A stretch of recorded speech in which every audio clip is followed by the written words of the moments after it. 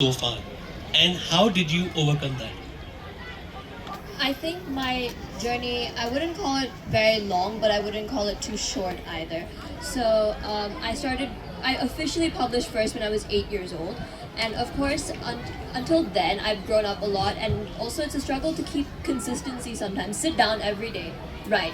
It becomes difficult sometimes, even if you love it. Because obviously, days get busier, life gets busier. And you really have to find the motivation and time. Time is one of the things that I struggle the most with.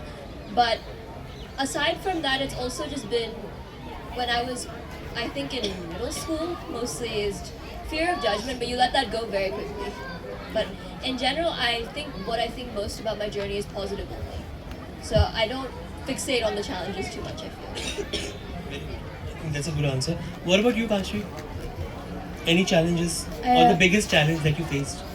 so before writing, I would say lack of experience because my mind it was not prone to the vastness of ideas around the world, and how did I overcome it? Obviously, I had to increase how vast my perspectives are, and how and be exposed to different kinds of mindsets as well. And so to get that, I had to hear the voices of other authors. So yes, I overcome it by reading. And after my book was published, I think the biggest challenge for me was handling all the tension. So there are juniors who come up to me, and then they rave about my book. I remember one of them even told me that they copied one of my poems, and then they created one of their own. And so I think that is what made me truly happy, that I am also able to inspire others. Wow, that's And absolutely what very about nice. you, Yash?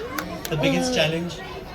The biggest challenge was, as I told you, I did not write much, but because I overcame it because when my father forced me, so I